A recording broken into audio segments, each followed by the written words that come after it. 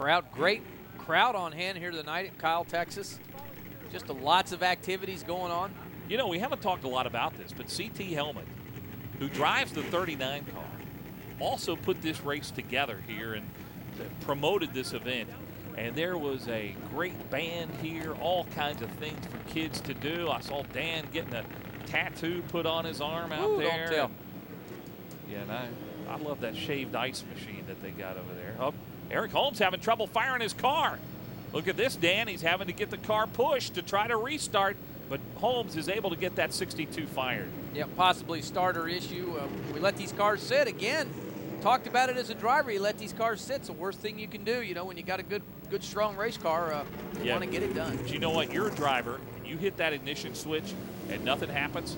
Yep. It'll make your heart start going a little bit. Major heart fibrillation. I tell you, there's nothing out there that could happen. You know, scare you that much more is when you hit starter switch and nothing's happening. The cars are leaving you, and you're saying, "Oh goodness, my night could be over." Well, Holmes has gotten the car fired and back underway again. You know, he's out in front of David, but my score monitor has David restarting this race in the #1 position. It'll be Holmes second, Portengay third, Eric Harden, who we've not talked about tonight, starting fourth, and Mike Duncan fifth. Tim Woods is sixth, Austin Cameron seventh, Johnny Borneman eighth, Justin Lofton ninth, and Brian Eichler 10th. That's your top 10. Restarting here the second half of this race. When I looked, you know, when they took the yellow flag, come across start-finish line, it was almost a photo finish there with a 62 car of Holmes and a 2-car David. So I'm sure NASCAR, we've got transponders on these cars. There's a computer pickup on the start-finish line, so you know the computer picks it up and tells these drivers where we need to line up. It's pretty much foolproof. All right, we'll see how they line up double file. And wow, okay, they're making. They must be making some scoring changes. That's our booth waved in to the. There you go. Dan's got the comfortable chair. Yep. That's good. Okay, well, the scoring loop must be wrong here, and the scoreboard is wrong because it looks to me like that Eric Holmes is going to start in the #1 position, Mike David second, Steve Portengay third, and Mike Duncan fourth. Okay, we'll have to wait till they crank up the transponders again to see how this all shakes out. There's going to be one to go, and we do know that inside line is not the good way around. Candace told us that Mike Duncan did not want to start on the outside, and he's going to.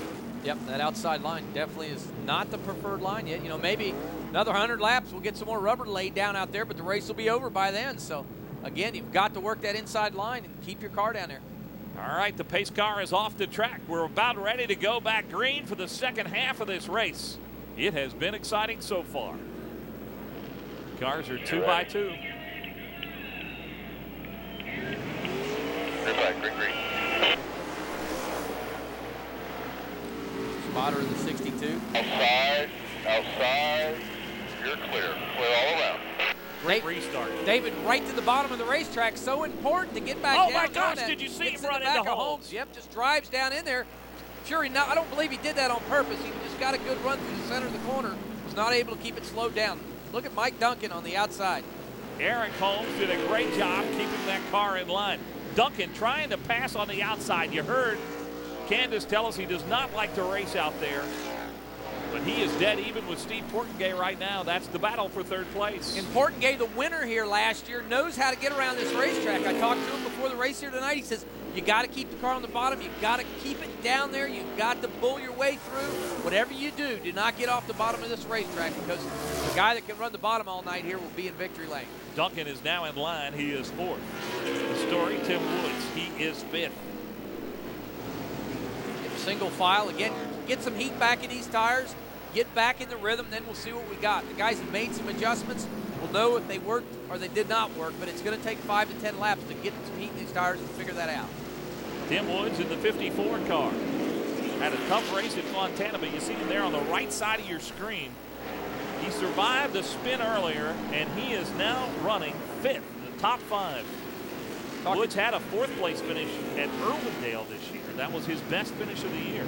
Qualified 15th. He said, I just overdrove the car. He tries to get so much more out of his race cars than he really got. And sometimes it just makes a driver overdrive your race car. And that's exactly what he did in qualifying. Yeah. If you're a Tim Woods fan, you may be saying, car 54, where are you? He's 5th. I don't know. That dates me too much. Be like engine 9. That dates you. Eric Holmes has led a lot of laps here tonight. What a dominant race car he's had. Keep the car on the bottom. Like David, cars pretty much look identical. They're able to run through the corner and get back in the gas good, and that's what it takes on these little short tracks. Get down, brake on, hard down on the brake, get the car turned, get back on the gas. Now, I would think if you're Holmes or David, you're racing for the championship. Points are tight. It's going to go down to the last race of the year unless you make a mistake here, and I think they'll be patient. Yes, they will. So important now, they've got to work their way through traffic. We talked about it earlier. They've got to pace themselves. The spotters have got to work hard to pace themselves through traffic. That's going to be their biggest hurdle here tonight. They're coming up on Bobby Hillis, who spent some time behind the wall, back out on the track now, and he's about to go another lap down. He gets the move over flag, and Holmes actually going to try to pass him on the high side. So you get hung out on that high side. Again, not where you want to be, not quite the grip you need, so you have to tiptoe. Everybody getting by Hillis now. Portingay, Duncan, Tim Woods, the top 5.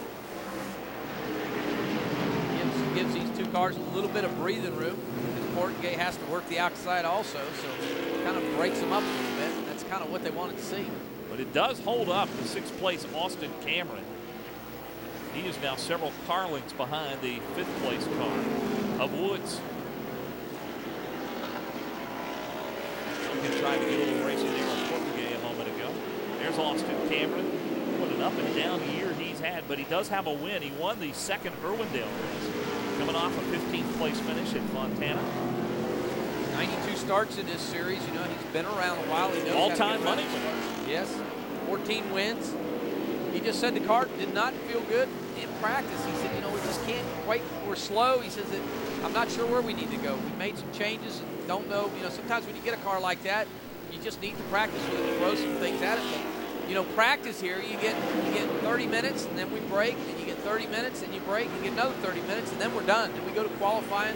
Whatever setup you start qualifying with, what you have to race with. The only time you can change it is during that 10-minute break. But you know, Dan, it was just good to see Austin Cameron out racing. He's had some health problems in recent years, non-Hodgkin's lymphoma. He battled that. He had some heart surgery.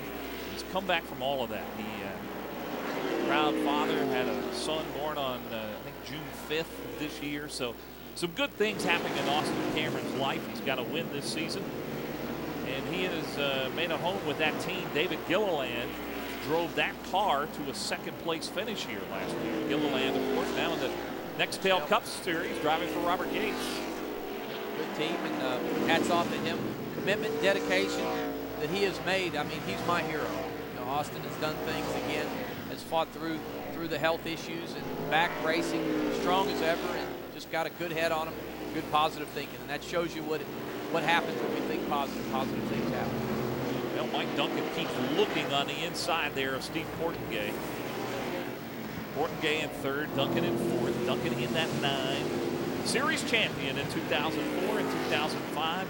Came into this race 65 Oh, he gets in the back. Oh, he turned him around. You're right. Steve Portingay around. Wow. We talked about him being racy and trying to look inside and outside. He just clipped Portingay, who won this race last year. Portingay's turned around. Yellow's out. Caution is out. Looks like, you know, just cosmetic damage to Steve Portingay's car, but unfortunate for him. Steve's not going to be happy because he was just setting a good pace, and he just got in the back of him. And the point I was making is Duncan came into this race 65 points out.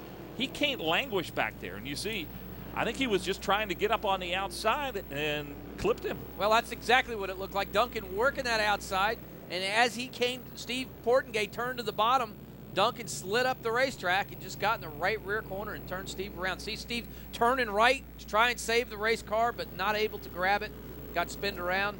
Did a good job of keeping the car on the bottom. So he drives down. You see Duncan just drives in the corner a lot harder. Ooh, gets in hard. in the right rear corner. Now, you might think, okay, that's rough driving. You just took him out. But that's really not the case. Duncan, you know, these cars don't have great brakes. No, and it's not easy when you go into a corner that hard to just like jump on the brakes and avoid hitting somebody like You're that. exactly right, and that's a big problem is brakes. As we get through the race, the brakes get hotter and hotter and hotter, and we actually the rotors get cherry red on these cars, and you know, unfortunately, sometimes we just lose brake pedal. Trying to look for some damage on his car.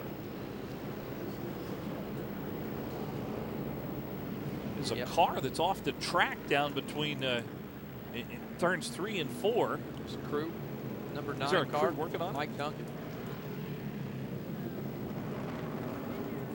Well, Bill Sedgwick is the crew chief on that car, and he also serves as the spotter. Yep. Is there a car out in the field out there? It looks like there is. Out between 3 and 4, it looks like there is a car that is off the racetrack. So I believe it's a 66 car. There we go. Yeah. Justin Lofton.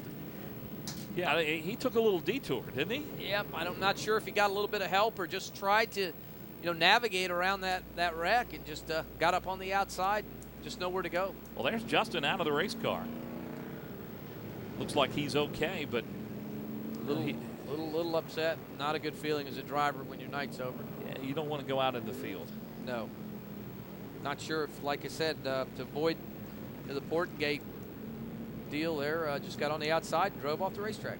Well, it's going to take a while because they're going to have to get the wrecker hooked up to that car and pull it all the way back around to the garage. And I think Justin Lofton has said, to heck with that, I'm going to walk.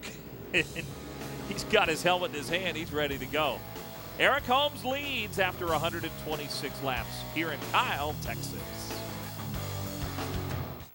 It's been a great season here on HDNet, and one of the races we had a good time at, the July race in Irwindale. Eric Holmes led. Tim Woods had a great race, but it was Austin Cameron who came back. You see Johnny Borneman spinning, and guess who? Steve Portengay. He's been in his share of bumping and banging, but it was Austin Cameron who came back after flipping in the first Irwindale race to win, and this has been his only win of the season. Austin Cameron in that 88 car, and Cameron right now has made his way into the top 5. We'll restart 5th when we restart this race. There's Austin Cameron. Like I said, made major changes to this race car, so obviously they went the right direction. We talked about Mike Duncan, and maybe his brakes, that pedal got a little soft. You really use some brake here, don't you? Well, you do. You're looking at the brake rotor, and these are the rotors on these cars. You see they're extra thick. When we come to tracks like this, we actually put a bigger brake package on these cars. That's the rotor. Them rotors will get red hot. What these are is these are brake ducts. We cut holes in the front of the race car, and they actually push air through these vents and through them right to that rotor that we were looking at earlier. These white things right here, these are brake fans. See the wires going into these fans? Them are actually brake fans that are installed on each side of these cars. Have 3 blowers on each side. See the little switch that's labeled BRK? That's brake. When the brakes get hot, the crew chief tells the driver, hey, have you got your brake fans on? Usually you hear that about the first 10 or 15 laps from your crew chief.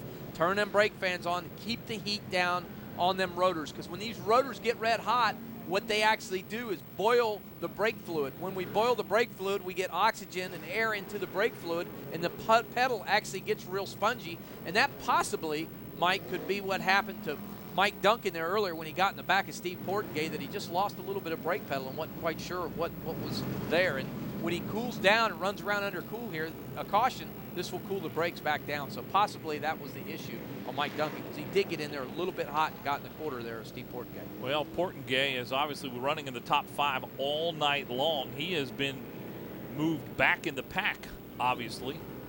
And I think we've got this racetrack cleaned up, and but the caution light is going to stay on, so we'll go at least another lap or 2 of caution. These guys run down.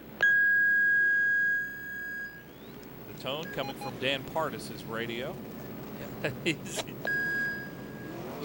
trying to talk to Steve Portengay, but they're probably bleeping out what he has to say. That's what I would imagine right now, because that was that tone, because he can't be very happy.